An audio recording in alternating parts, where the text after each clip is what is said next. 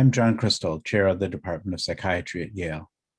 I'm very pleased to welcome you to the inaugural Byram Karasu Psychosocial Studies Lecture, which will be an annual lecture that has been established through the generosity and support of one of our department's most distinguished alumni, Dr. Byram Karasu. He is the Distinguished Professor Emeritus, Dorothy and Marty Silverman Professor Emeritus, and University Chairman Emeritus for the Department of Psychiatry and Behavioral Sciences at the Albert Einstein College of Medicine, a post that he held for 23 years. The Karasu Psychosocial Studies Lecture will identify leading speakers from around the world to address a wide variety of research and practice subjects, such as psychotherapies, social issues, including addictions and biases, literature, philosophy, and the humanities. I'd like to say a few words about our friend and alumnus, Dr. Karasu. After graduating from the Yale Psychiatry residency in 1969, Dr. Karasu emerged as a leading expert on the practice of psychiatry. He chaired the APA's Commission on Psychiatric Therapies, which produced a monograph called The Psychiatric Therapies, and chaired another national task force comprised of over 400 scholars, researchers, and clinicians seeking to produce a seminal document on each psychiatric disorders. This 4-volume report, called The Treatments of Psychiatric Disorders, was praised as being, in its time, 25 years ahead of its time by Atlantic Monthly, and the best psychiatric book ever by Contemporary Psychiatry. Dr. Karasu also chaired the APA task force in producing the practice guideline for major depressive disorders in adults.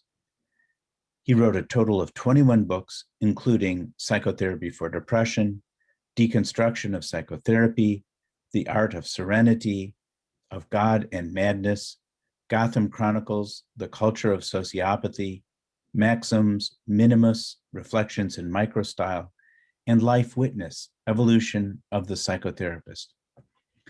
We are very proud to have a lecture that celebrates both the contributions of Dr. Karasu to the field of psychiatry, and which also celebrates the humanistic aspects of the practice of psychiatry and mental health treatment. Dr. David Ross will now introduce our inaugural Karasu Psychosocial Studies lecture. Dr. Irvin, Yalom. It is my distinct pleasure and honor to introduce our inaugural recipient of the Karasu Lectureship, Dr. Irvin Yalom. Dr. Yalom graduated from Boston University School of Medicine and then completed his internship at the Mount Sinai Hospital and his residency in psychiatry at Johns Hopkins. After 2 years of service in the Army, he moved to Palo Alto to join the faculty at Stanford, where he's remained ever since. He's the author of the seminal textbooks, The Theory and Practice of Group Psychotherapy, now in its 6th edition, and Existential Psychotherapy. He's perhaps even better known for his fiction, including several collections of short stories about therapy encounters, including Love's Executioner and Mama and the Meaning of Life, and 3 teaching novels, When Nietzsche Wept, Lying on the Couch, and The Schopenhauer Cure. Each is designed to bring core clinical concepts to life for trainees who are learning how to conduct psychotherapy, as well as for a broader audience. His most recent book, A Matter of Death and Life, combines his lifelong interests in writing and in existentialism in a uniquely personal way. The book is co-written with his wife, Marilyn Yalom, who was herself an author and a scholar. She was a professor of French and comparative literature and the director of an institute on women. The book begins from the time of Marilyn's diagnosis of terminal cancer and consists of alternating chapters by Irv and Marilyn as they move through the process of her dying and of what it means to die a good death. The last portion of the book documents Irv's process of continuing on without her. This intimate and courageous account of their journey creates a powerful experience for the reader, one that, in the spirit of Dr. Yalom's work, instills clarity about what truly matters and how we can all experience life more fully. We'll now share excerpts of a conversation that I had last week with Dr. Yalom, following which he'll join us for a live Q&A session. So if you have any questions, please chat them directly to me via Zoom.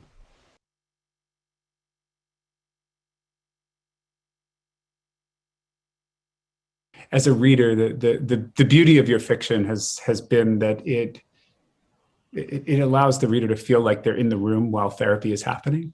And that it brings to life some of these core conceptual frameworks for existential psychotherapy and makes them alive for the reader. Yeah, I don't quite know how I accomplished that. I never had a course in writing. I've always ached to do that.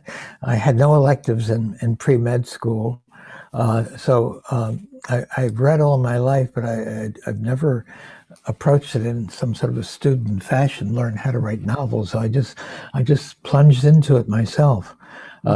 Sometimes I feel sorry for myself for not having had that education. Sometimes I feel proud of not having done it, but going about it on my own.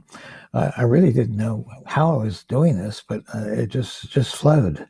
Yeah, and I wonder if you could just set up, because much of your work describes these central tensions and struggles with death anxiety, and both how individuals struggle with it and a path forward that can be therapeutic. And I wonder if you could just sort of describe how that plays out for some individuals. Well, I've accompanied a great many people to their death. Working with them is always part of my practice, and tried to overcome my own fear as I worked with them. And I still see people with a lot of death anxiety, even in these single consultations I'm doing. A large number of them are dealing with death anxiety. And in the last couple of years, in dealing with patients who present with death anxiety, and that's what they want to work on, I've begun to fashion a kind of formula that I don't think it's really totally original, but it's been working for me. It seems to me that people who have a great deal of concerns or feeling that they haven't fully lived their life, that they are full of regrets about the way they've lived their life and what they haven't done in life. I think these are the individuals who have the most anxiety about dying. I can say that personally for myself, that I'm growing old now. I've outgrown. All my friends have died. I went to medical school at George Washington. And at that time, there was a shortage of, that year, there was a shortage of cadavers. So we had 6 of us dissecting the cadaver rather than 4. And sort of only recently, just several months ago, it began to dawn on me, thinking of, as I thought about this unforgettable year of dissecting the cadaver, that all the other 5 had died. I was the only one left alive. It was a rather frightening kind of feeling that you see all your companions, all the people who were with you during your education who are dead. So I am experiencing that now. And I'm also, I can tell you this, that as I think about death and I think about my own death, which is approaching. I'll be 90 in a few weeks, but I have very, very little death anxiety. And I do believe that it's closely related to my sense of having few regrets about how I lived my life. I lived my life since I was 14 with Marilyn, my wife, who was an extraordinary woman, and felt fortunate to be with her at almost all times. And as I look back on my life, I have so few regrets. One thing that I was doing after she died, and I was in deep grief and lying in bed, just feeling very numb, and my eyes caught this row of books that I had written, and I thought for the first time I started to reread my own books, and it was quite an experience. It was extremely good therapy for me. I was more or less pleased with the books. I was also very startled. I came to a book called Mama and the Meaning of Life. It was an early book, and one of the stories, I just almost fainted when I saw this. About the third story in there was something like 8 advanced lessons in the therapy of grief. Here I was mired in grief, and I wrote a story. I'd totally forgotten this story. And I read it with tremendous interest. It was the story of a professor at Stanford, a woman who had just lost her husband, and a couple of years before that had lost her beloved brother. And therapy was difficult with her. She was angry at fate, but got angry with me too, saying, she used to say things like, "Oh, you sit there in that nice striped pink shirt. Nothing's ever happened to you. Nothing bad has ever happened to you. You don't know how I feel." And I would start to argue with her. We'd get into arguments. I'd say, "Oh, I have to be depressed to treat a depressed patient. I have to be schizophrenic to treat a schizophrenic." And she'd be shouting back at me. But gradually, maybe over the course of a year and a half, she gradually began to improve. But now, as I think of her, I think I realized that she was really right. That I could work with her much better now than I did then, having experienced what it's like to feel this numbness of grief, this inability to kind of forget your last images of the person who you've lost. So I think I'd be a better therapist for grief now than I was at that point. Okay. Well, maybe we can talk about the new book, A Matter of Death and Life. Mm-hmm. And from the beginning of the book, we know how it's going to end, that Marilyn is dying of a terminal illness. And it's a story that's about the journey and about how you get there and how you move through that process. And maybe you can start by telling us what was the initial impetus? Like what was the moment that said that the book came to be, that you said we should write about this? Oh, I can answer that just precisely. Marilyn and I live just a block from a nice park, and we often walk in that park. And one day, Marilyn said to me, she had multiple myeloma, and as you know, treatment of that can sometimes be pretty successful. People can be kept alive for 10, 15 years. Some people can't, and she was one of those who fell into that category. All the medications that were tried were not helpful to her. And so we were walking along, and she was saying to me, I've been thinking, I think we should write a book about what's going on here in our lives, you and me. I'll write a chapter, and then you write a chapter. We'll alternate chapters. And I said to her, Marilyn, that's really a wonderful idea. I think it's a book you should write. As you know, I've already started on a book of stories that I'm writing. And she says, and she was a very powerful woman. She was all of about 98 pounds, rarely over 100, and not quite, she called herself 5 foot, but she was about 4 feet 11. So she was tiny, but she was very tough and very powerful. And she said, "Oh, no, you're not writing that book. You're going to be writing this book with me." And sure enough, we started writing that book. And so the book is really a book about her death. And we call it A Matter of Death and Life. And the reason I called it that because it's a book about her death and then about my life afterwards, the second half of the book, which I, of course, wrote by myself. So our life really ended with our working on a book. I've often thought of the fact that our life began and ended with books. I met Marilyn. I wrote about this in a memoir that I wrote called Becoming Myself. I met Marilyn when I was 14.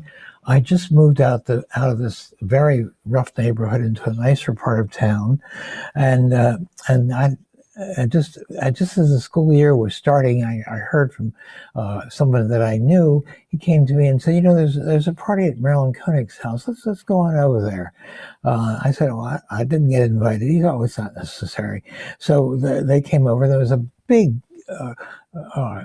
mob of students right outside the house trying to get in. The house was totally full. And he said to me, let's climb through the window. So I did. And I saw her at the other end of the room. I immediately just thought so well of her. And I hardly ever talked to a woman before. But anyway, I got up my nerve. I went over to her and said, I'm Irv Yalom, and I just crawled through your window, which is about the kind of social skills I had at that point. But gradually, we talked for a few minutes. She was very busy then, but I got her phone number and called her back, and we had a date, my first date with a woman a day or two later. And she told me the fact that she had skipped school that day. I was astounded by that. Skipped school that day. Why? Well, she had skipped school because she had stayed up the night before reading all night long, Gone with the Wind. And so as soon as I heard that, I was astounded. Here's someone who loves books as much as I do. So in a sense, our relationship really started with books, and here it ended with books. And books have been so important to us all of our life. She was a wonderful writer and always my first editor. Mm. And through the first third of the book, there's some degree of optimism that she's getting new treatments, and there's hope that things may turn around. And you also convey the struggles of that time period and what it was like to have death feel so close for you both. And I wonder if you can talk a little bit about that. Well, we went to the hospital one day a week where she'd get infusions with the various treatments for multiple myeloma. As I mentioned before, they all failed, but she would often have to be infused for several hours. I would sit by her bed, read. I was with her during all that time. I never left her side, and so we went there one day a week, until the time came when it was apparent that it wasn't working. She began having pain in her back. She had begun to. It was a multiple myeloma, as you know, is a cancer of the blood cells, the plasma blood cells, white blood cells. And she became weaker and weaker, and soon became so weak that she really couldn't even walk out the house to the mailbox, which is about 150 feet away, until finally she talked to the people at Stanford and asked them if they would help her die. In California is one of the states in which physician assisted death is possible. What's required is two physicians who will attest to the fact that she has a fatal illness, and they're allowed to help her face death. It varies from state to state, as it varies from country to country. Many people go to Switzerland or go to the Netherlands for physician-assisted suicide. So she went first to a hospice, which was quite a wonderful help for her, with a physician who had assisted so many patients who were dying. And when she got to the point, she's saying, "This is not worth living anymore. The pain is too much."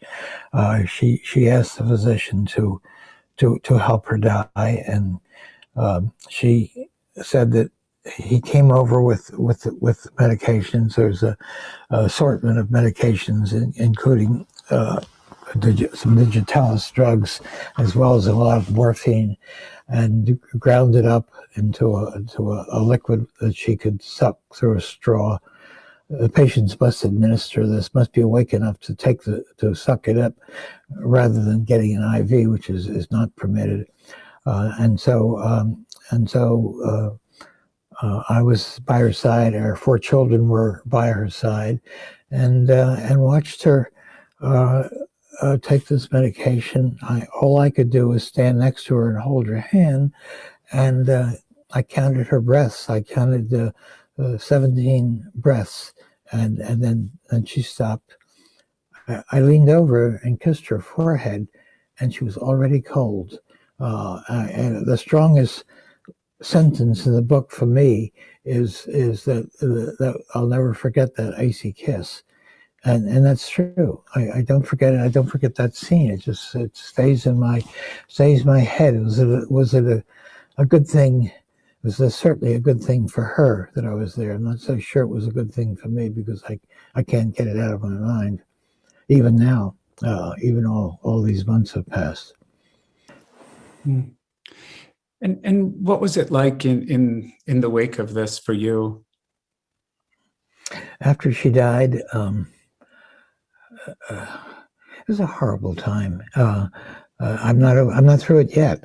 I knew that when Marilyn died, my prognosis was not going to be good, because I've worked with a lot of people whose spouses had died, but I've never encountered anyone who's had as long and as deep a relationship that I had with her. I mean, since we were 14, and when she died, I was 89. You know, that's a long time to be with someone. I married when I was still in medical school. In fact, she went to Wellesley, and I was accepted to George Washington University. I grew up in Washington, D.C., and there was a quota at that point, a very public quota of 5% for Jewish students. And so I felt that I had to, there's only one way I could handle this, which is that I'll just, I went to GW undergraduate, I'll just get all A's and they have to accept me. And that was what happened. So I came in after 3 years of school rather than 4. And after my first year at George Washington, Marilyn was up at Wellesley at that point. She just started undergraduate school at Wellesley. I learned that there was a place open at Boston University, so I transferred there just to be with her. And in the third year of medical school, we married. Hmm. Yeah. What's helped you get through this period? Writing. Writing has helped enormously. It's all that I'm really doing now. My schedule for my professional schedule for the last year or so has been, I see one patient, one consultation a day, and the rest of the time I'm writing. I wrote the end of that book, the book that I wrote with Marilyn, and then after that I've been writing a book of stories that have emanated from some of the consultations. I mean this to be a book of rather short stories that will be used for teaching therapists in training. So, but the writing is tremendously engaging to me, and you know, I'll come to this office sometimes, and suddenly I sit down at 8 o'clock in the morning, and the next thing I know, it's noon already. I haven't even got out of my chair. The time zooms by. The book of stories that I'm doing is almost book length, and I'm a little frightened. You know, I do not want this book to end. I don't know what I'll do with myself after that. I just have to have this work that I'm doing, and I love doing this. So this will be a long book, I think, because I'm not about to stop doing it. But that's my schedule. I'm writing all day long. Can you talk about that creative process of how you approach writing a story? Oh, that's really a hard question. It's very difficult for me to think about that. But you know, the stories emerge from the consultations. Maybe it used to be about 1 out of every 10 I saw. Now it's about 1 out of every 20 or 30 I see. But suddenly it feels like there's an interesting story in here that I begin to think, and then I gradually begin to shape it. I mean, I'll give you an example. I saw a patient on Zoom, and I simply could not reach her. I try every time I see a patient in consultation. I'll spend part of that section, maybe half the session, even dealing with the here and now. What's happening here between you and me? What are you feeling about how we're talking? What do my questions make you feel? What questions do you have of me? So I'll work very much in the here. I could not reach her. She simply would not engage at all. So after the session, I dictated into my phone. You can dictate, of course, into your iPhone. I dictated to my phone and talked about that, and start off by saying this is the least successful consultation I've ever done. I just couldn't reach this woman. And I wrote this, it's a page or two I'm writing to myself, because what I do then is I email it to myself so it appears on my computer. Okay. Well, I get a letter from her a day or two later saying to her that I mailed this to her rather than to myself. So there's a story here, of course. She tells me she's never been so upset she couldn't sleep all night long. I am mortified. I'm so anxious about that. I asked her if we could meet again, and she says she'd like to do that. So we met again, and we talked about that, and gradually it ended up being a very interesting story. For one thing, I had totally forgotten. There's my memory leaking away already, but I've totally forgotten that in a letter she had written me saying that she was in training in social work school by not in person, but just on Zoom. So she was in training in social work school, and they used my textbook in group therapy, and the teachers revered me so much, and gradually I became aware, she's talking to me, that this woman is terrified of me. And that was really what was responsible. So we worked that out, and it came out in an interesting fashion. Towards the end of the session, as we were stopping, I said, "Do you have any last questions you want to ask me?" She says, "Yes, I do. I want to know about this emailing this to yourself. Tell me about that. Why are you doing that?" And I explained, "Well, I all I do is dictate in the phone, and then I email it to myself. Problem solved. It's right on my computer." So she said, "Well, listen, let's get off the Zoom and let's go to the telephone." We went to the phone, and then she guided me through to my computer, and she said she wanted me to go to notes on my computer, and I went to notes, and I suddenly realized that all the dictation, the hundreds of dictation, was already on my computer. So we had a good time talking to me about she's so frightened of me, and here I am, a real bonehead, thinking I had made this wonderful discovery about emailing it to myself.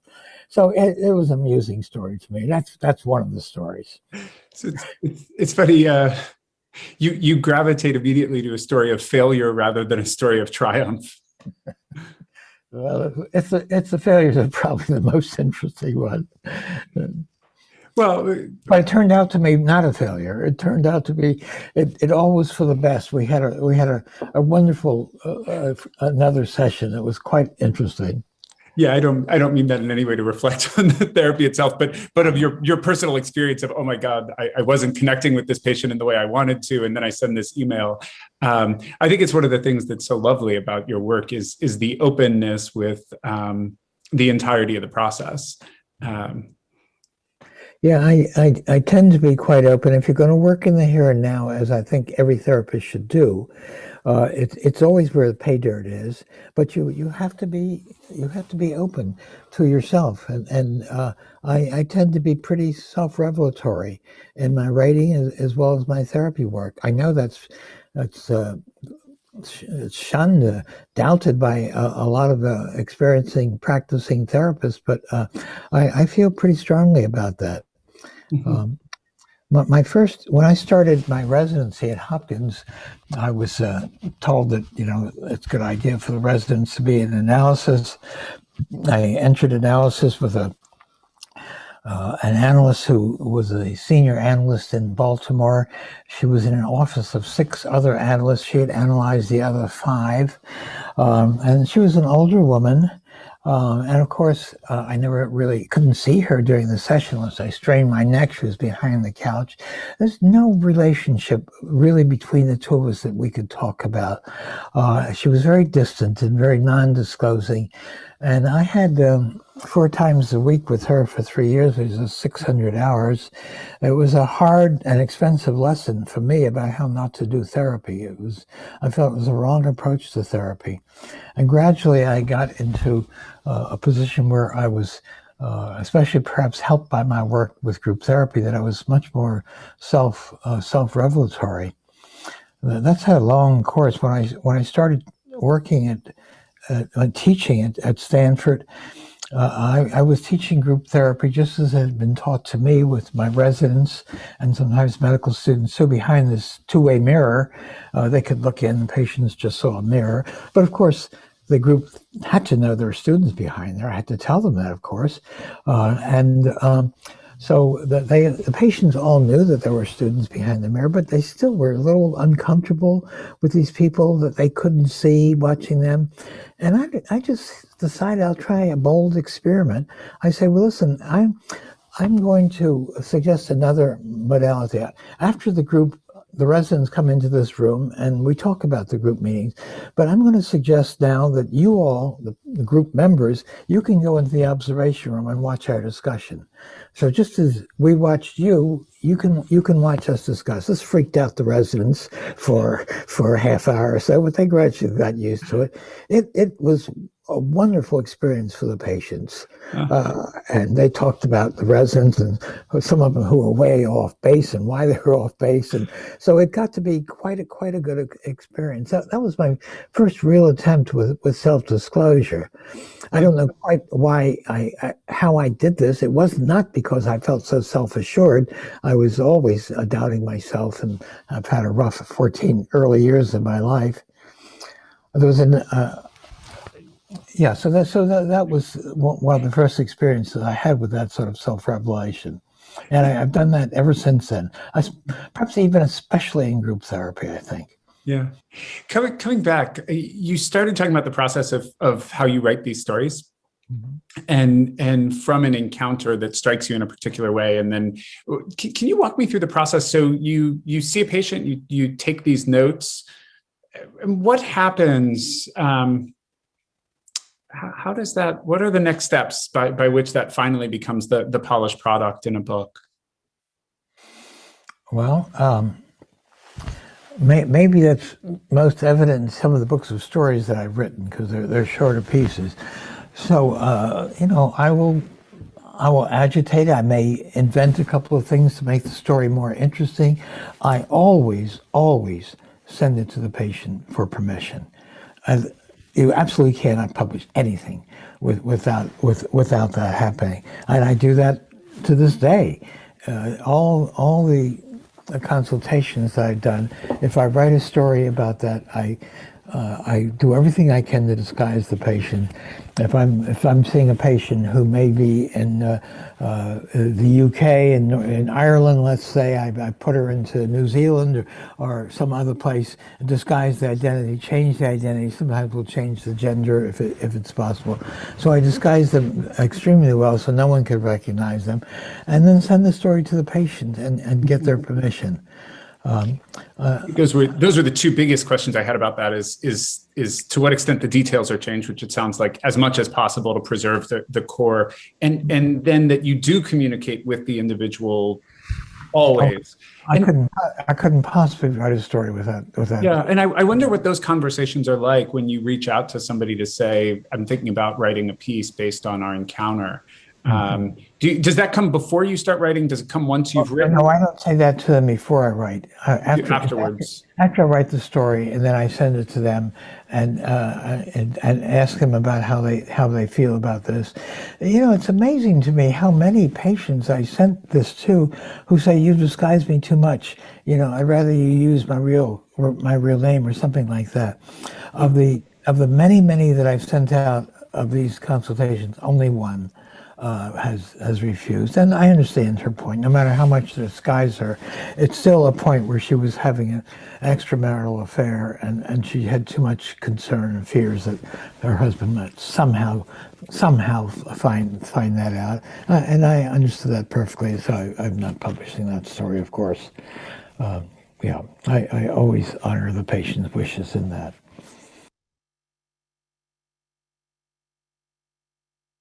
I've moved far away from a medical side of psychiatry. I haven't prescribed medications for a long time. So I'm really a psychotherapist now, and I work with people coming with many different kinds of degrees. So that's been my position now. But I still have a group of my ex-students that I still meet with. You know, there are two groups that I've attended for a long time. I mean, for decades. One, there's a group of people, of psychiatrists that I had worked with, got together, and we decided to form a therapy group. For us, with a leaderless therapy group. So I met with this group of about eight ex-students of mine, and we met for, maybe close to 40 years, meeting once every other week. We met for an hour and a half. There was no leader to the group, and it was an absolutely wonderful experience. I finally stopped it at the time my wife was very ill, and I just couldn't continue at that point. The group's still going on, though. And there's another group I've met when Eric Lindemann from Harvard had come out to the West Coast and was teaching at Stanford a little bit during that time. We formed a Lindemann group, which is a case presentation group. And there are about 8 or 9 of us, and we took turns presenting cases. I still go to that group. I mean, at least 40 years have passed, and we meet once a month. And these are all close colleagues and friends of mine. They were all once students. Take turns presenting cases. Now when I present a case, I'll read a story that I'm working on, something like that. And so they're close together, and I feel very close to this group of people I've worked with all these years. It's been a very moving experience for me. Yeah, you wrote a book, The Gift of Therapy, that was a collection of pearls to pass on to next generations of therapists.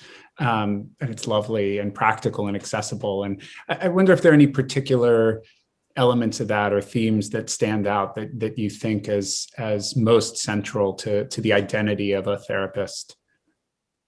You know, that's one of the books I haven't reread. But I think I edited a couple of times and added more and more. I've always thought it was I've got a lot of feedback over the years that it's a valuable book for therapists. I was going to call it, 100 Tips for Therapists, but somebody else had that name, and there was a book published by that. So we settled for Gift of Therapy. But I think probably I've always felt that's one of the more effective teaching books that I've read, and it's used in a lot of different professions. I mean, not only psychiatrists, but psychologists and social work schools. So it's a widely read book. And if I had to say, to students, any one book of mine to read, I think it would be that one. I haven't re-edited for the last 10 or 15 years, but each time I re-edited, I added a few more that I thought were essential. If maybe that's a book I can go back to and see if there's anything new I want to add. Thanks for reminding me of that one. It is well worth the read.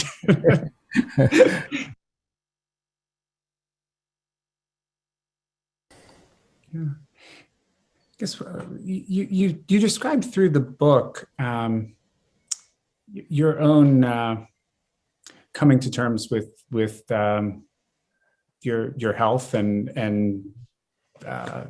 illness, and starting with the arrhythmia and the pacemaker, and then feeling progressively physically disabled, and talking about struggling with your memory as well, and the challenges. And I was curious if you could reflect on that a little bit, what it's been like for you. Well, sometimes I feel like I could write a book about someone who's still got his mind intact, and write about what's happening to me in this world, what it's like growing old. It's quite remarkable as I watch my memory fade away. You know, I get a letter from someone and I say, who is this? I know this person. And I sometimes have to ask my daughter, do you know who this is? Or look him up on Google. So I see these things flake away, or losing things in the house. So that's a bit shocking to me. Curiously enough, though, one thing I'm not experiencing is a lot of death anxiety. One one phenomenon I've been noticing lately is that sometimes I'll think about death, and then I will say, then I'll think about the fact that I'll be joining Maryland, and I suddenly feel a wave of comfort sweep over me, and that's a fascinating event for me, because the rational part of my mind is that this is pure nonsense. I've been a pretty devout atheist since I was very early in life, and I'm saying Marilyn's not here anymore. She doesn't exist any longer. She's just bones at this point. But nonetheless, I still get this comfort as I think I'll be joining Maryland. It gives me a much more clear idea of what religion has offered to us since the beginning of time. It offers that kind of comfort. The idea that death won't be the end, that somehow we'll be joining it. So the idea of my joining Maryland is still, I feel some wave of comfort come over me. It's a fascinating phenomenon as I observe that. Carolyn describes in the book as well her own comfort at the imminence of death towards the end, where she describes feeling like she lived a full, rich, meaningful life with wonderful relationships and having accomplished the things that she wanted to do and not having any regrets. And as the time came close, that she says, she's clearly grateful to pass in the way and at the time that she was ready to.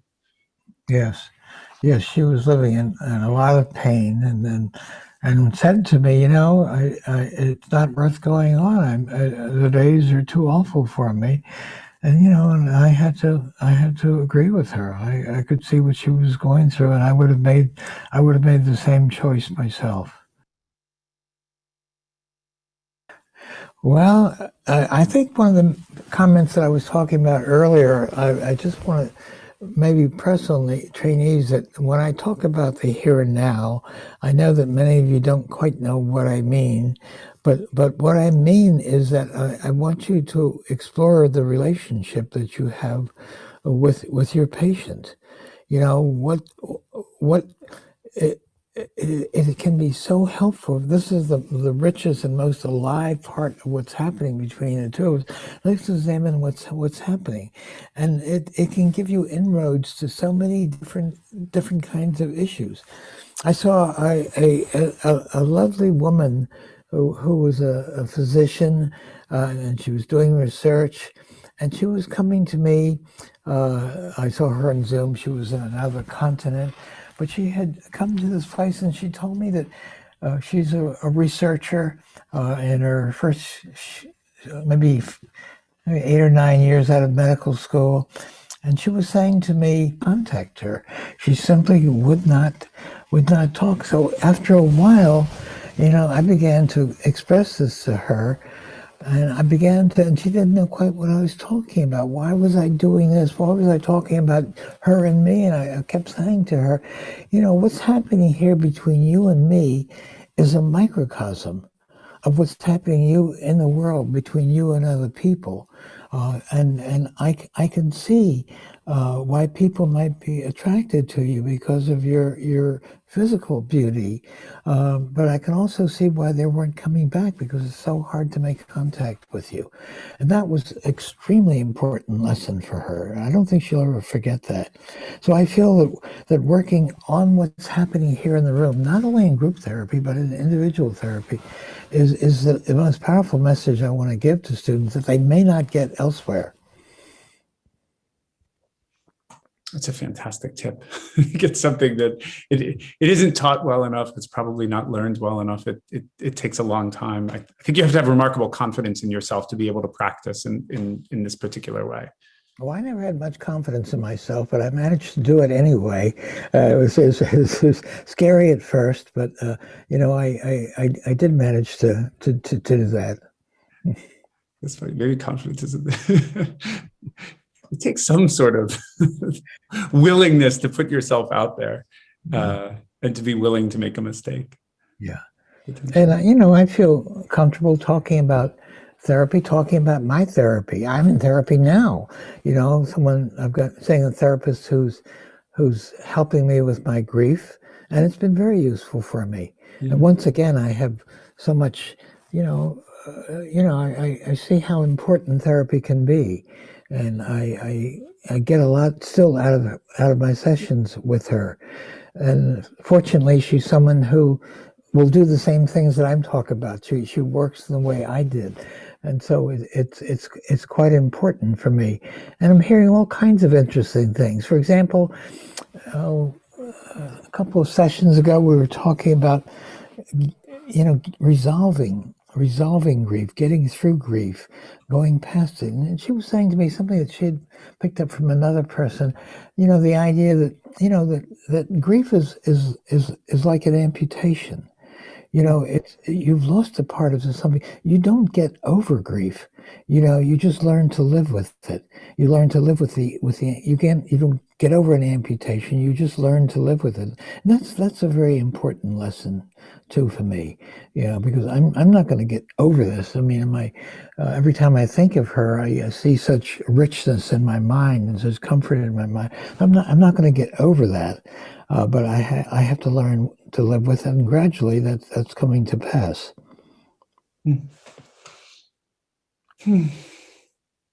Thank you. Okay. It's wonderful to speak with you. I'm so grateful for your work.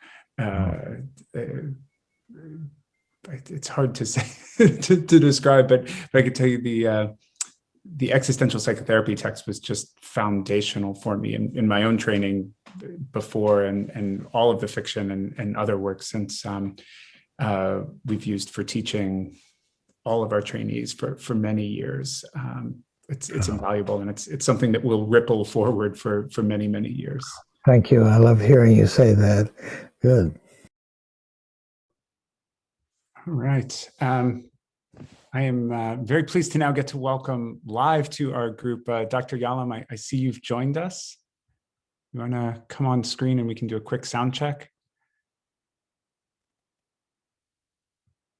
I'm not seeing you in my current view. Oh, Chris, can we unmute? There we go. Okay. Hello. Hello. Good morning. Good morning. It's good to see you again. Welcome. You're welcome. So there have been lots of questions showing up in the chat throughout the talk this morning. So we'll try to get through at least a couple of them. Starting with, could you say a little bit about who have been your inspirations, both in your therapy work and also as an author? Oh, those are big questions. I know. My therapy work.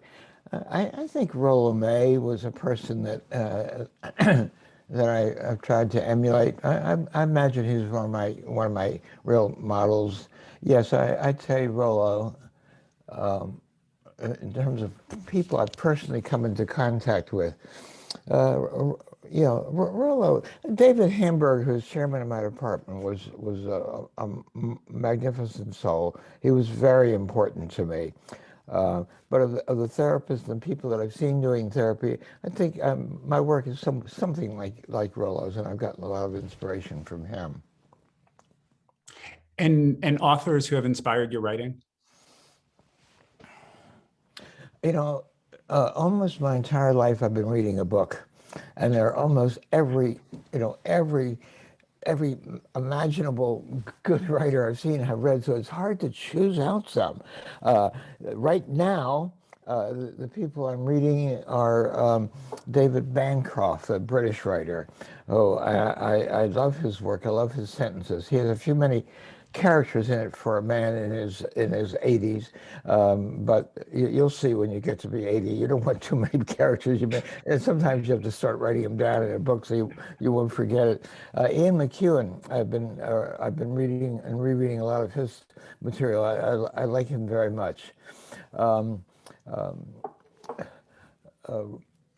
So I think those are the fiction writers I really most admire who are writing today. I like Sal Bellows.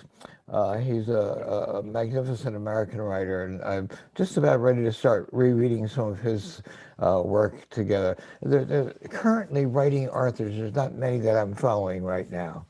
And when you get to be my age, you will need to look for characters for books with relatively few characters in it. That you'll see how important it is. I sort of skim books in the first place to see how many are there, because I will get confused. Yeah. Yeah. Fair enough. We have a couple of wonderful questions that are coming in from residents in the program right now. One of them is, I'll read it. It starts with a preface that this may be overly granular, but do you have any practical advice on how to introduce the here and now into conversation with your patients? Like how do you actually say it? How do the words come out of your mouth when you're going to move into that work? Well, for the last, it's almost 2 years now, I'm only doing single session consultations. And frankly, I don't particularly do it skillfully or calmly, but at some point I say, I wonder if we could take a look at what's going on between the two of us today. What's the session felt like to you? What feelings got raised when I said such and such a thing? Can we talk about what's going on right here? And that's all I do. And then I'll follow wherever the patient goes. But it's a rather brusque. It's not terribly graceful. But I'll say I mentioned a few minutes ago as I was talking about this woman who had lots of first dates and never any second dates. Well, that was an important thing for her, and believe and saying to her, what's going on right here is really microcosm of what's going on in your outside world. What I'm feeling towards you is what other people will feel towards you. So I'll bring it into the current here and now, but I will do that. I never let a session pass. Never let a session pass without taking, like, how's it felt like to you today? What have you been feeling about my questions? Or are there any things I've said that you've kind of felt uneasy about? Can we go back and take a look at that? It's just that simple. Yeah. Cool. Okay. Another poignant question from one of the trainees. As a beginning therapist, I'm currently going through some grief of my own in terminating with all of my clients at the end of our training year, as well as around someone who I work with closely who came close to killing themselves. And so how do you hold some of your own human responses to working with people and becoming tied up in their lives? I've just been doing it now for like 60, 70 years. So it just feels like everyday work. I don't have any problems holding what I'm hearing about patients. It's just not difficult for me. I will think about people between sessions. I dictate after every single session I do. After every session I do, I will dictate, and I'll dictate the gutsy feelings that I have now too. Today, it used to be you had to dictate drag-in programs on your computer. Of course, now you just dictate into your iPhone, and it goes right into the patient's chart. I just learned that quite recently, that you dictate notes into your iPhone. Then I used to email it to myself, and then I would have it in the computer. And it happened that by mistake I dictated a consultation summary, and it was the worst consultation I ever had. And I said that in my dictation and everything, and I said it tells me something about the difficulty she's having now with the person that she's living with. Someone picked up on one of the themes earlier, and they were hoping you could elaborate. As you were talking about the book and talking about Marilyn, you talked about the right time of death. And could you say a little bit more about what you mean by the right time? Oh, that's a very personal question, I think. It was Nietzsche that said, die at the right time. And Marilyn felt she died at the right time because she had the advantage of physician-assisted dying at that point. And a lot of people in many states in the United States don't have that. I'll say something that's a little bit shocking to you. I think that, I sort of feel I'm getting very close to the right time. I'm old. My memory is flaking away. I'm alone. I do have wonderful children that see me, but I'm not having a whole lot of fun in life, and so I'm approaching the time of death, and I don't have any regrets, and I think I know what the right time feels like to me. It's a little shocking for all of you. Nobody in the audience is my age, but as I look around, I do have people in my life. At the same time, I feel lonely because all the people I've been close to are dead. All the close friends that I've had in the past, none of them are as old as I am. And it's always a shock to me. I never always thought of myself as a young kid and can't quite get used to that image, but I know I'm very old now. And if it's any benefit to any of you, it's saying it doesn't upset me very much. Whereas in the past, I've had a great deal of death anxiety, but I don't at the present time. Yeah, when we spoke last week, you actually said more about that theme of the things that have kept you here, that in immediately after Marilyn's death, that you had thoughts about not wanting to be here anymore. And could you just say a little more about what kept you here and what keeps you going on?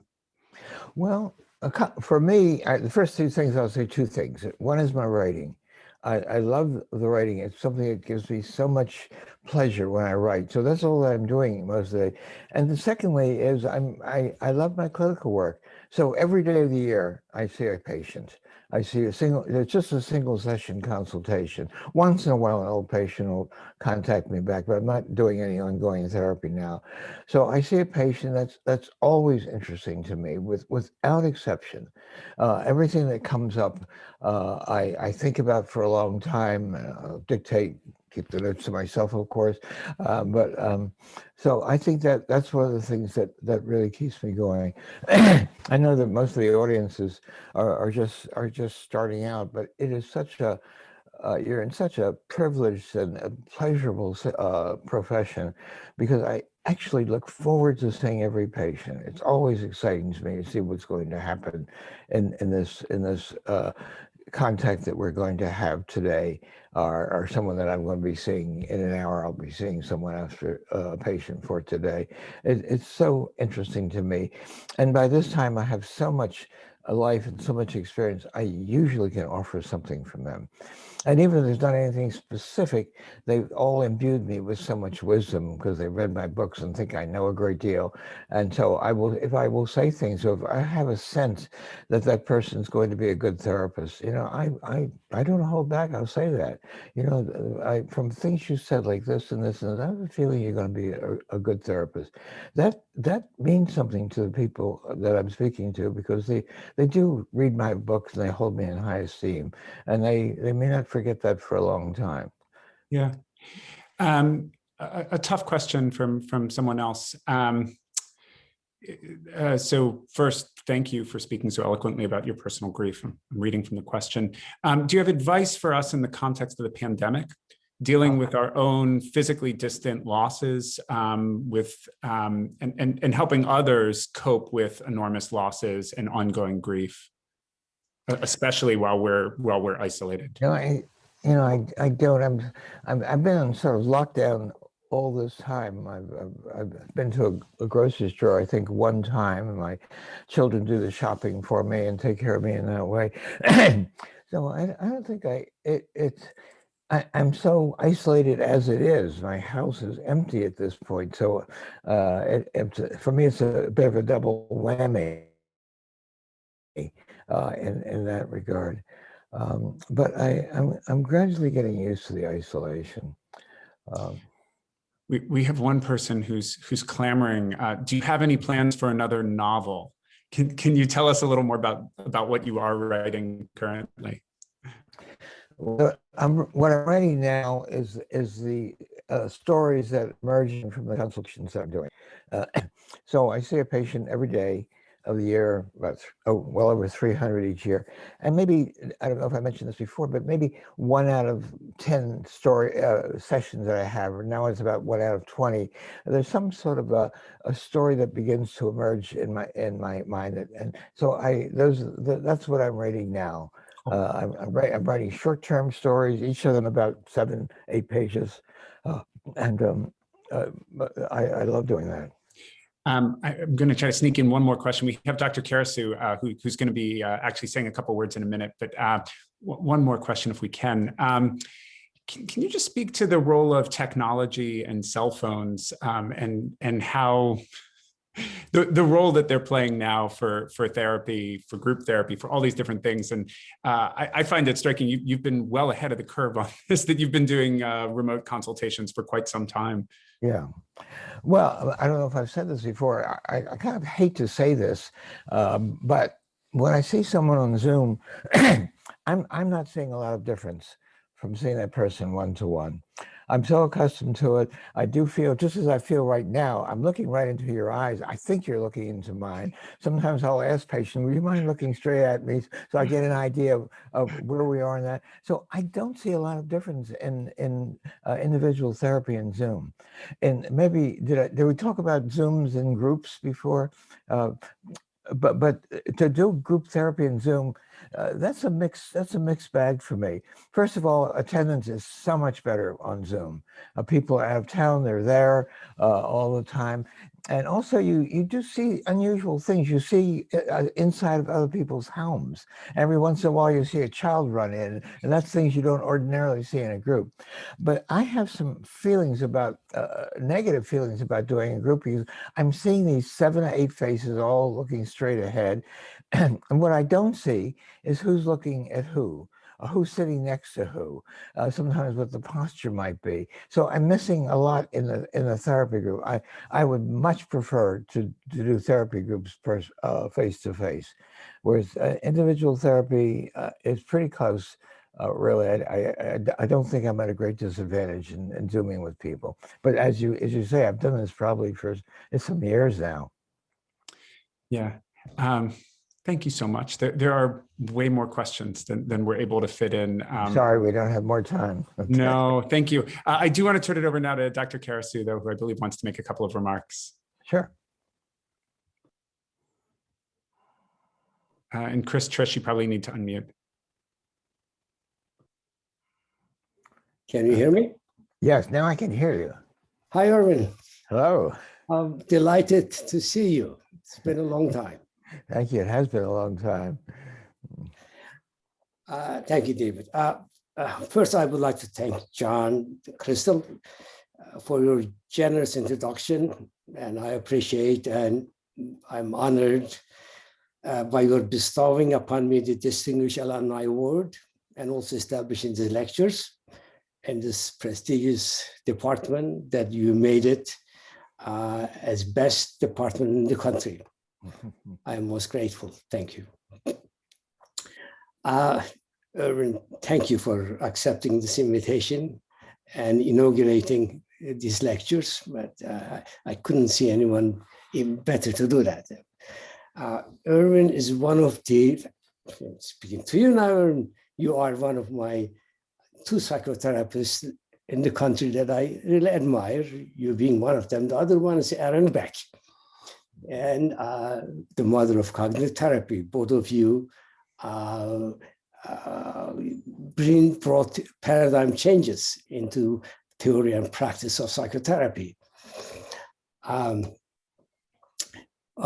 I can speak to the audience. What do I have with these 2 extraordinary people? We are all 3 of us citizens of certain times.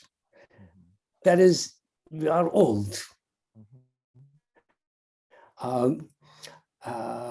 But we all still see patients, give lectures, and write at this age.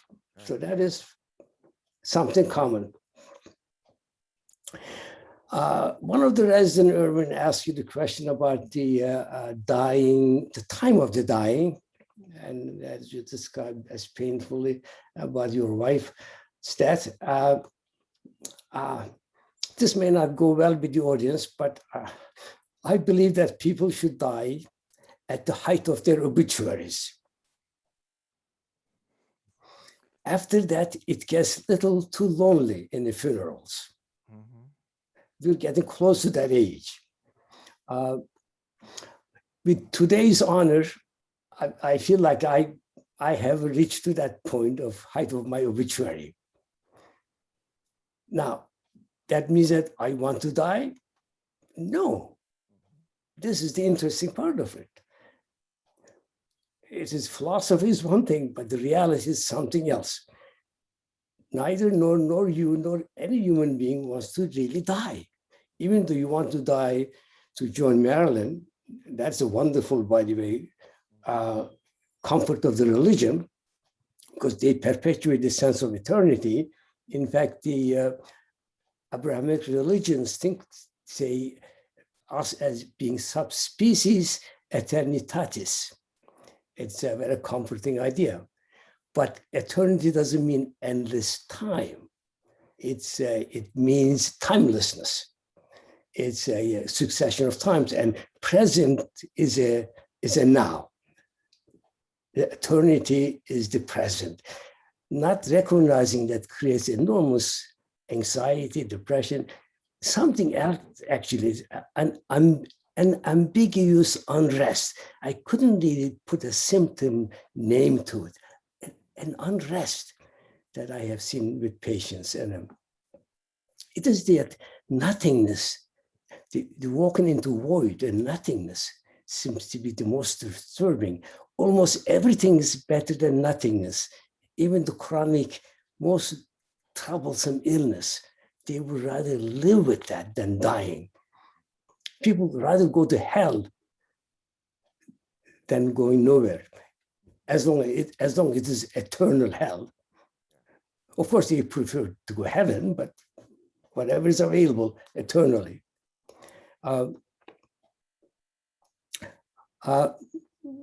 One must live life. I know you lived and love your life, and I know, but one must also live one's death.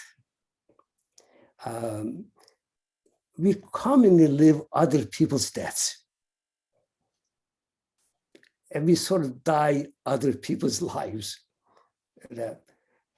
It's very difficult to actually even conceptualize one's death, especially when you get a certain age like our age. One cannot do that. It fragments even the most stable people.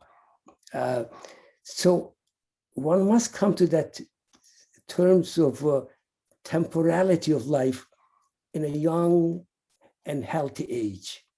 Young, very young. In fact, Socrates, as you would know, at the age of 80, when teenagers ask him to give an advice, he says, practice dying. Try to what? Practice dying. Yeah. I have a little vignette I think that you and audience may like about the temporality of life. Once a young tourist visits a well-known rabbi in the old country. He was amazed to see that rabbi's house was near empty. Tourist asked, "Where is your furniture, Rabbi?" Rabbi replies, "Where is yours?"